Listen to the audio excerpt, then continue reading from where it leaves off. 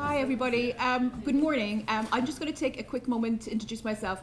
I'm Grace Lordan, and alongside Claire Crawford, who's also here today, we are the PIs on DPU, which is Diversity and Productivity from Education to Work. And today we're going to give you an update on the papers, hopefully have some interesting conversations and discussions with you. Before we kick off, there's a few thank yous that I want to give because this is my only opportunity to speak. The first is I really want to thank Aviva for hosting us today, for Johnny Briggs who made this possible, and also for Amanda Blanc, who is one of the advisors on DPU, the CEO of Aviva. Secondly, we wouldn't be here without the ESRC. Particular thanks to Holly Joel, who's here today, and Damien Smith, who have shepherded the grant. But it's fair to say that alongside giving us funding, which I think to do this vital research, they have given us a credible amount of support. And lastly, Sasha Agosi, my colleague, who has inconveniently left the room, who organised the event today. So if you see her, you can let her know that I did thank her. But all welcomes aside, I'm going to start with talking to you about adding the S in ESG to investment decisions. And I think the really ironic thing about this topic is when I started speaking about it 3 years ago, everybody wanted to add the S into ESG. And now I think it's fair to say there's a lot of controversy about whether or not we should be tracking the S in ESG and thinking about whether or not it's valuable for investment decisions. And I sat on the train today and I wanted to start with a joke about Donald Trump, given he is some bit behind the backlash against diversity, equity and inclusion, and not my favourite person at this time. And I thought to myself, if I had wiped 9.5 trillion off the market as a woman, what kind of backlash would I be getting in the media today? And I don't see that coming to him. So I'm hoping that we can have a DEI revival now that we know that he makes bad decisions in general, not just around DEI. But that aside, our interest in the Inclusion Initiative is measuring the part of the S that relates to diversity, equity, inclusion and belonging. And in particular, I've always been interested in measuring the I. I've always been measured in measuring inclusion. And the reason that I've been interested in measuring inclusion is about 12 years ago, I had the opportunity to work in Australia in a hedge fund that had done incredibly well for a long period of time and had started doing incredibly badly. And the CEO had a hunch that they had lost their edge because people had stopped having robust discussions with each other. And at the time I was a health economist, and I think he had tried everything. So he said, why not try this outlier idea of bringing this woman in to look at the meetings? And when I went in to look at the first meeting, if I were a qualitative researcher, I would have said with certainty these people are having great discussions. They were embracing dissent. It felt like they were having a good argument. But we had did something which was quite new then. People do this a lot now. We had done an experiment where we had given people printouts of the company that they were supposed to consider. And between 15 and 20% of the information was different in every pack. And what we noticed in the room was when they started discussing information that was unique to individuals' pack, it got pushed away quite easily. And they settled on conversing around the shared information. And I've become fascinated with thinking about how can we get people comfortable sitting at tables and talking about the information that's unique to them. And this becomes even more important when we think about underrepresented talent in organizations. When we think about talent who are coming in who have diverse perspectives, how can we get them feeling comfortable that when they're sitting at the table, they're not feeling that they have to conform, they're not feeling that they have to fall silent, but rather they're giving their hidden information into the room. When we set out on this project, and you're going to hear about lots of other projects, the one that I was the most excited about was measuring the I in DEIB. Then it was DEI, but I'll talk about belonging at the end, just to be holistic. So in the proposal, we spoke about our ambition to measure diversity and to measure inclusion using data outside of the firm and to link it to firm outcomes. And that's what I'm going to talk to you about today. Now, I think if you look at the media and if you look at customers, over the last 5 years, we've noticed a change. So just when I was starting this project, customers were starting to demand diversity in their companies. Just when I was starting this project, customers were starting to demand maybe not necessarily inclusive environments in the companies that they were buying for, but they didn't like toxic environments. So you would see customers moving away from reports of toxic companies in the media. At the moment, it might feel like investors and customers have changed their preferences. There's actually no evidence for that yet. So there's some evidence that money has been moved out of the ESG from the professional investors, but for customers, we don't know how their preferences have changed yet.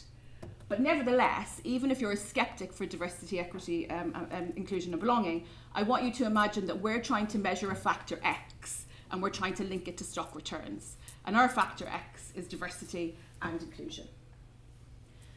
Now, our starting point is a collaboration with Citibank, who gave us access to amazing data that I otherwise wouldn't have access to. So again, thanks goes to them. The first data that they gave us access to is a data set called Revelio. So Revelio comes out of this company that's based in California, and they basically scrape the internet to learn everything that they can about you if you are a worker, if you register yourself as a worker. One of their biggest data sources is LinkedIn. So you can think about what's up on your profile as LinkedIn, and that's what they've managed to capture in this data. What they've done then is they validated their data by linking it to data sources in the US, here in the UK, and in some other countries where they really care about the data and being validated at this juncture in their evolution. And I have to say, we did some back checking to make sure that their data actually captured what we would like it to capture, and it looks to be really good for professional workers, not so good for workers who do manual or physical jobs. So you can think about then companies that have a lot of desk-based employees. We're going to be able to capture pretty well the workers in their workforce using this data. And then you can think about other companies, maybe like Amazon, where a number of their, a big bulk of their employees are pickers or delivery drivers. We wouldn't capture them so well in this data. So I would think about this as looking at companies that are capital intensive, and they use labor to make capital more productive, and whether or not this actually links to the outcomes that investors care about. Now, our starting point was to think about diversity beyond gender, and if you read the original case of support for this project, we always wanted to move beyond gender. We care about comparing women to men in this project, but we also care about other aspects of diversity.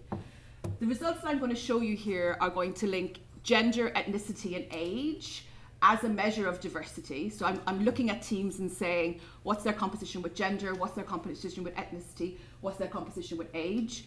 I'm showing you these results because they're much stronger than just looking at gender alone, just looking at ethnicity alone, and just looking at age alone. So anyone in the audience who would come to events like this and put up their hands and say, what about intersectionality? This really bears out in the data. So if you take into account intersectionality, you get a stronger signal really for predicting firm performance.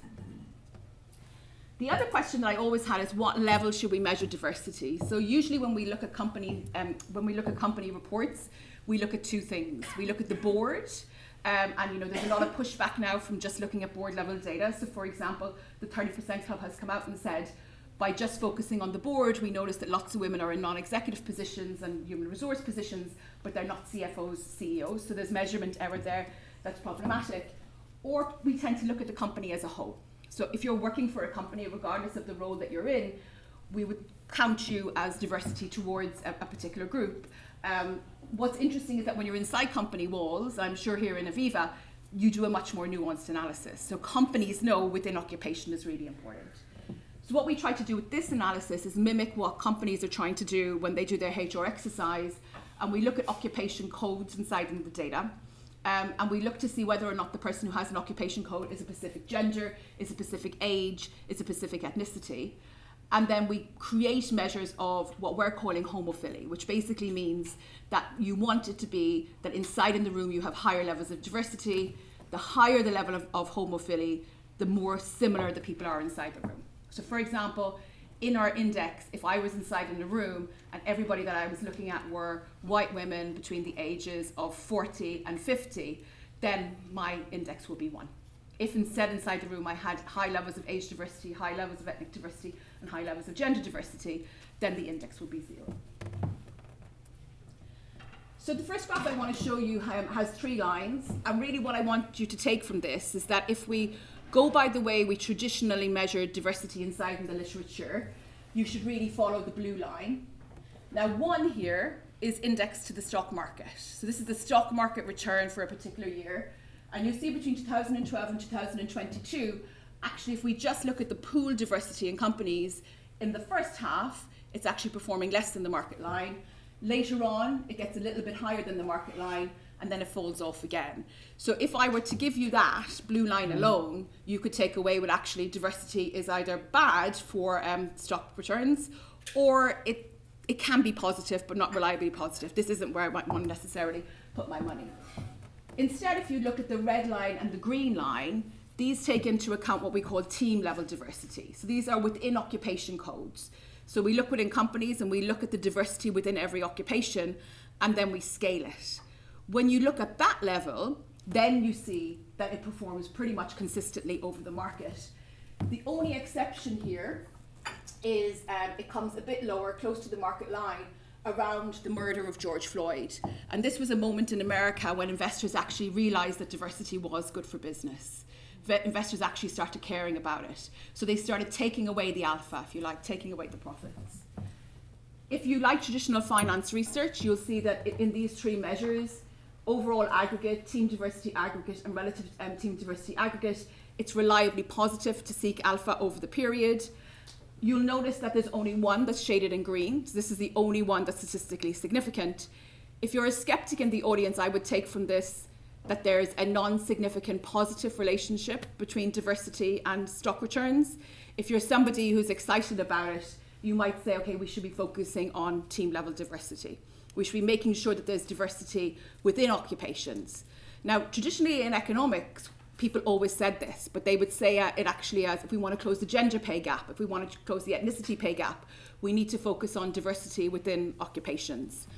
This is a different push to focus on occupational segregation and making sure that we have diversity within occupations.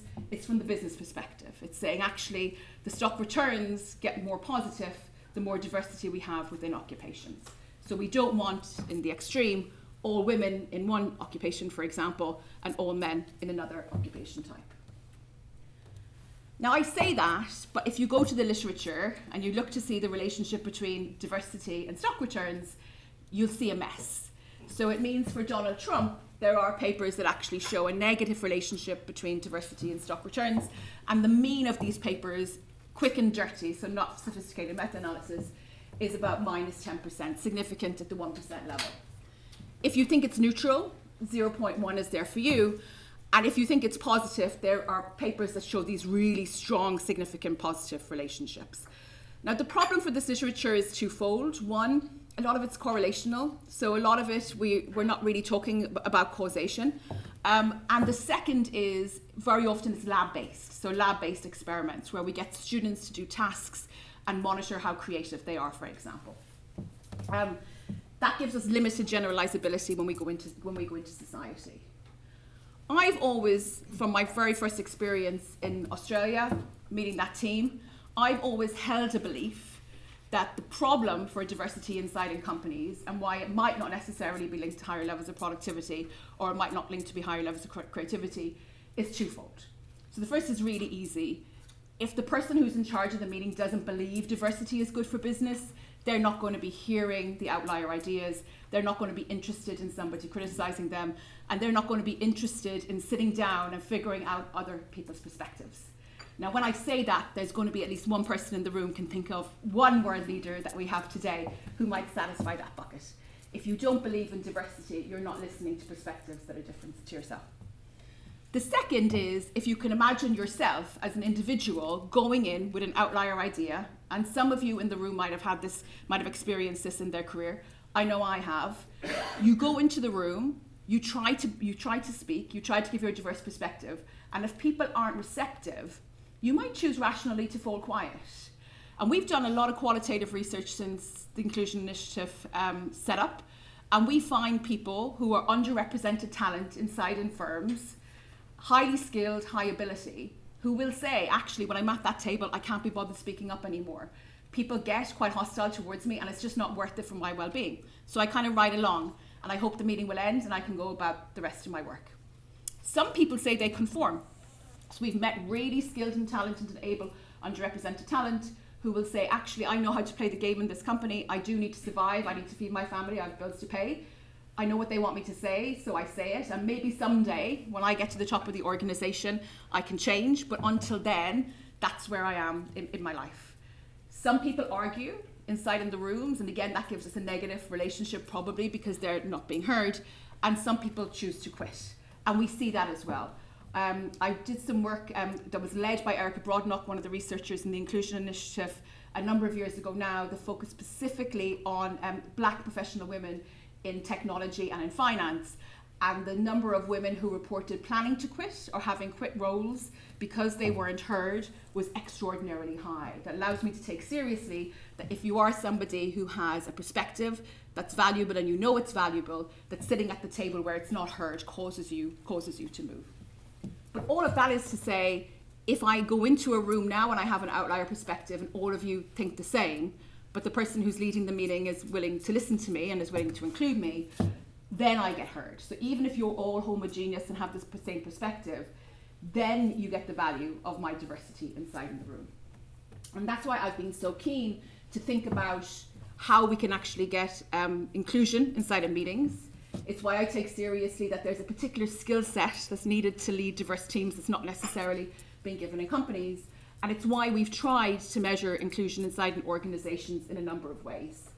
And today I'm going to show you one of the ways that we're measuring it. The paper is ready. If you're interested in the other ways that we're measuring it, I'm really happy to share those as well.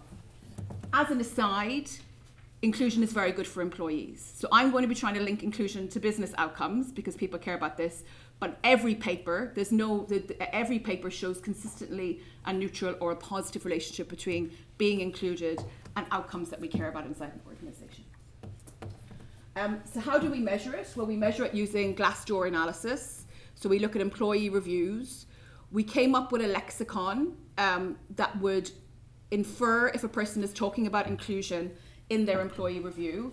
I didn't come up with it personally. A diverse set of researchers came up with it. And then we use what's called a co-occurrence analysis, where we find words that are associated with the words that the human beings came up with. We then take the reviews, and human beings painstakingly, I did some of this, and it is actually a routine task, but quite interesting to see what people write in Glassdoor. A number of people go through it, and we come then to the end where we think we have a lexicon that actually represents inclusion inside an organizations. So these are our steps, and this is what a traditional review looks like. If you haven't been on it, we get the company name, we get an overall rating for the employer, which we can use to validate the index. We get some information about how they're feeling on particular dimensions, and one of them is diversity and inclusion, which again we can use to validate our index. To give you an example of some of the words that tell us if somebody cares about inclusion inside in the firm: openness, meritocracy, dignity, corruption, dysfunctional, authoritarian, hatred. I think what makes me feel comfortable about saying this is an index of inclusion is you'll see that all the signs go in the same way, in the way that you'd expect. So if people really are talking about degrading, that's a negative relationship in our inclusion index. Whereas if people are talking about openness and dignity, this is positive. So it feels like it's actually capturing something that's meaningful. So here we do some validation. It gives you some idea of how many reviews are there per company. We're really trying to capture here inclusion, exclusion, and we also create indexes separately by race and ethnicity and gender. The only reason we don't create indexes separately by other aspects of diversity is because the data isn't robust enough. We don't have enough. We don't have enough data to talk about other aspects of diversity. So if you take a basic model and you're interested in two things: one, innovation, which we are. So the first column here, Tobin's Q, is our most reliable measure of innovation. The last, patents, is another measure that's traditionally used in the literature to capture innovation. You'll see that the inclusion is strongly related to innovation. And it's strongly related to innovation regardless of what lag we actually look at. If you take stock returns on equity, you'll see that it's positive, but centered around zero, not significant, and it's something that's centered around zero in returns and assets that's slightly negative. What gets more interesting is if you look at the growth stage firms, so if you unpack this between growth stage firms and steady state firms, the growth stage firms, those that are still trying to grow, not giving their customers dividends, the relationship on inclusion is much stronger. Now, this always was the hunch that I had in the data, because you can imagine that if a company is trying to scale, they're trying to create more products, they have to innovate. Having diversity around the table is going to be more valuable than a company that's reached a steady state. It knows its products, it knows its customers. I think what's depressing is a lot of the companies that have actually come out against diversity, equity and inclusion are actually the growth stage companies. So they're not the steady stage companies. So the companies that we're finding need diversity the most are the ones that are moving back from it, particularly in the technology space. The other thing that we were interested in thinking about is the link between diversity and inclusion. And these graphs here plot levels of inclusion inside organizations and levels of ethnic diversity inside organizations. Now, in the literature on economics, we talk about tipping points, which basically means what's the percentage of diversity that we actually need in order to create culture change. And the percentage of diversity comes in around somewhere between 30% and 55%. And that's why the 30% club for women is called the 30% club, because it's the lowest point where it's been established in the academic literature, where if we have enough women, you will get culture change inside in the organization. And I've always thought about what does this mean for groups inside in the population that have less than 30% representation, even when they start off in the population? How will they get to a tipping point that gets culture change that's valuable to them? And the way to read this is that if you have no inclusion and you just focus on ethnic diversity, you won't get the culture change that you want, where it's giving an imprint on innovation, until you get over about 35%. So it really aligns with the tipping point literature. However, if you have inclusion inside in the organization, you get to that stage faster.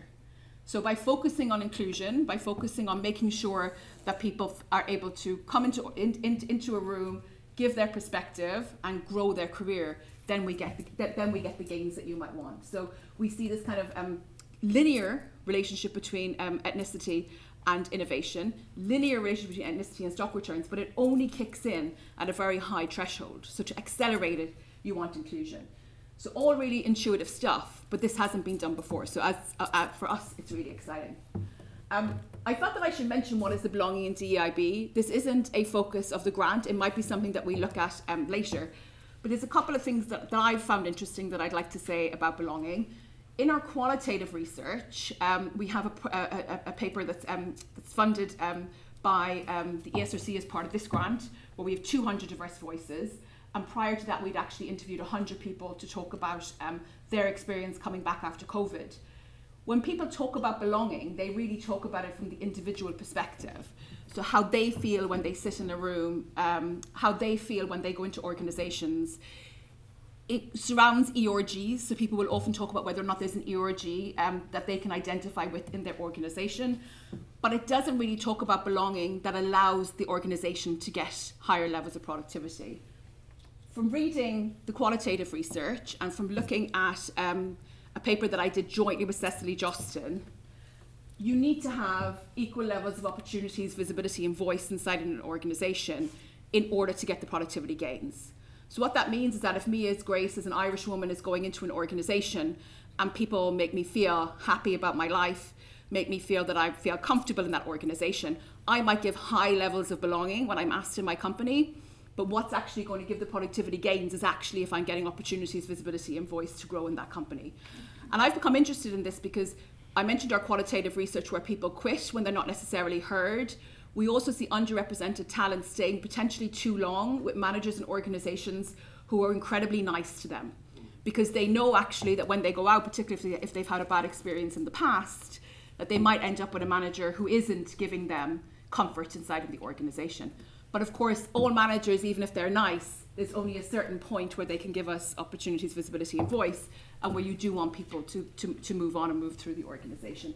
So some of the work that I'm doing in organizations is getting individuals to feel comfortable with taking a risk in moving managers, but also getting managers to spot when they're holding people too long, who are highly talented, who are supporting them in their work.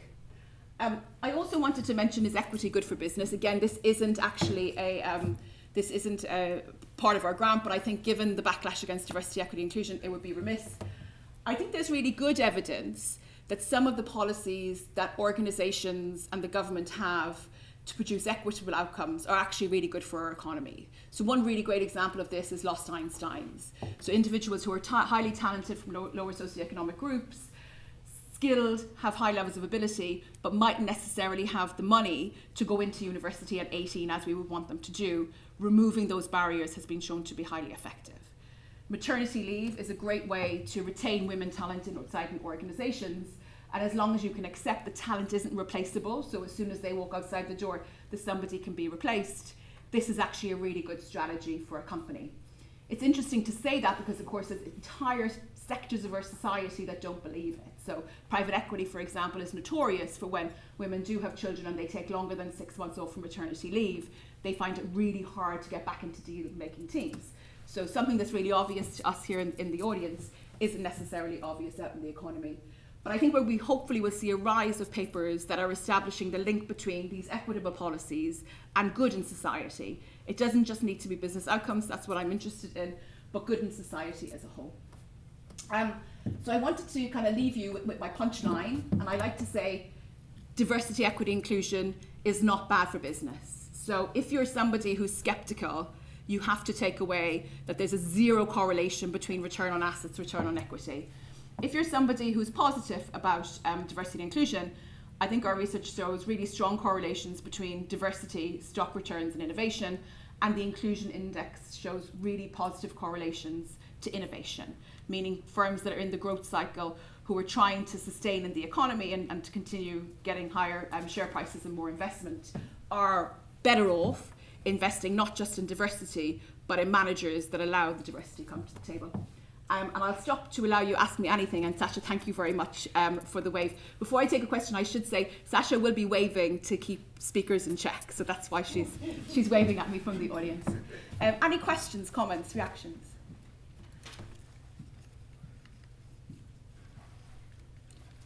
Yes. So I think you mentioned that the growth stage companies are the ones which have lesser diversity compared to the steady state ones? Not lesser diversity, they're the ones, so Meta is a good example of a company who's still in its growth stage. They're the companies who are unwinding a lot of their diversity, equity and inclusion initiatives. Is there, based on your research, is there any particular reason why they're doing that? I don't know. I mean, so we haven't researched the motivation behind the people who've decided to walk back from diversity, equity and inclusion. I mean, I have to say, if you saw me present 2 years ago, I would have started with one of my biggest peeves is that when we invest in diversity, equity, inclusion inside in companies, we don't get a return on investment. And that peeve and that annoyance comes both from the people who push against diversity, equity, and inclusion, but also underrepresented talent themselves. So when you interview people, they will say, yes, well, our company invests in diversity, but actually I'm not seeing any gains. And I'm not sure that it's actually anything more than a tick box exercise. So if you take a rational perspective, that could be the rational argument. I mean, people who I know who study politics think that it's just something to throw the narrative in the media into turmoil, basically, because getting power through chaos is easier. But yeah, that's beyond my area of study. And I should say thank you, Nikita. Nikita features twice on my first slide and also in another picture that you'll see later. She's my colleague at the Inclusion Initiative, so I appreciate you breaking the silence. Any other questions? Yes, please. So have you ever, so I get the bit about the return on investment in terms of kind of things like share price is very, very difficult. But internally most organisations, things like employee engagement that you can look at and you split by different and diverse groups. Have you ever had any access to anything like that? Do you see attractions to using it? Yes. So actually in a new project, we look at that data to see whether changes that we're making to make the environment more inclusive and more productive, it should be maintaining employee motivation, maintaining employee feelings of inclusion, but not diminishing them. In surveys, I prefer companies to ask individuals to compare their levels of opportunities to their peers and answer whether or not they're getting more, less, or exactly the same. And for me, I find this a better definition of inclusion when it comes to the business, but also from the individual's perspective. So, you know, it's wonderful to be treated nicely by your employer, but if you're somebody who has ambitions to grow in an organization, you do want to be getting equal opportunities compared to other individuals in the room. And I think that data is very valuable for organizations that want to move underrepresented talent along the pipeline and get them into senior positions. Because how I think about it is, people care about the gender pay gap, they care about the promotions gap, they care about boards, but when are all those decisions made? Many years previously, when people are getting these small differences in opportunities. Yes. You said that the leaders of firms, even if there's a diverse company, the leader's not open to diverse thought. are you finding now you've got like hard evidence to show they're more willing to accept a diverse thought because they don't really have much reason to push back on it? I know some people in governments won't change their thought, but I think it's really heterogeneous. You know, one of my favourite exercises, I teach executives at the LSE, and I like to partition the room into the left and the right. So on one side of the room, I'll ask them on a scale of 1 to 10, how important is it as a leader that you change your mind? 10 out of 10. I mean, I think maybe we got 9.5 once, but pretty much, you know, a full house. On the other side, I ask people to come up with occasions, remember these are executives, when they change their mind because somebody gave them a perspective in their company, and they do scratch their heads. I think us as individuals know we should be open, that we should change our mind, but we very rarely do, even the most progressive of us. So we can ask people how they feel about openness, and I'm willing to bet that everybody in the room will feel, yes, I'm an open person, I'm willing to change your mind. But when did you last change your mind about something fundamental? And I think that's the problem that we're finding now. So what organisations seem to be, who are kind of at the frontier of this, are more interested in now is getting people to be in rooms where they can have conversations about perspectives that they don't necessarily agree with, particularly with younger colleagues, but don't necessarily agree with, and getting them open to changing their mind, which is really easy in theory, but hard to do in practice. Yes. Can I ask you? It was really interesting. Thank you. Just to ask a related question. So you just mentioned it's really hard to get people to change their minds, and obviously we are kind of like living in an era with high austerity, radical neoliberalism, etc. And so how would you kind of like suggest businesses or even through research to go beyond the lip service, EDI talk, and engage in a more kind of like a radical change when people are struggling around resources anyway? I mean, I think the struggle for resources doesn't bother me so much. I think a lot of companies have put an incredible amount of consultancy into trying to create change around some of the topics that we're talking to, and we haven't necessarily seen the effect. I like the idea of people concentrating on meetings and getting people in meetings, firstly, to realise that every single person around the table needs to be respected. So you might know every aspect of people's identity, and you might know their background, but that person is at the table for the reason that they need to be respected. And also getting people feeling comfortable with discomfort. So, not discomfort because the person is being negative to you on a personal level, but that the person might be bringing an idea that can advance the organisation that mightn't be the idea that you're having. And I do say this to organisations. Some organisations have pushed back because they say, actually, there's been some contentious discussions inside in our organisation. And I'll say, well, about what? And they'll say, well, we've had conversations about the wars where people are on different perspectives of the wars, and it's really hard for mid-level managers to manage those conversations. And for me, that's about respect. So that manager needs to be told about how you can actually create a respectful environment inside in the room. But equally, those people who have different perspectives should be able to be in the room and talk about risk about something different, whatever is the product of the business. And they shouldn't be negative towards each other because they have these different ideologies. And the only way we can get there is actually by training managers about how to handle those moments that are contentious so that they don't draw in like a snail into their shell. But also all of us as individuals to say, when I sit at a table, I might know that person, they mightn't be my friend, and my friend might be sitting next to me, but for that moment, because I'm in that table, those two people get equal levels of respect in the meeting.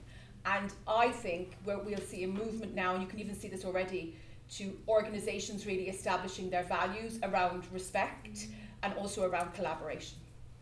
Yes, please. Kind of links into what you just said, but I know when I look at our leadership population, leaders and the skill sets that they used to have and what they look like now are so very different. From your research, what are the key skills that leaders need in order to be able to deliver what you're talking about?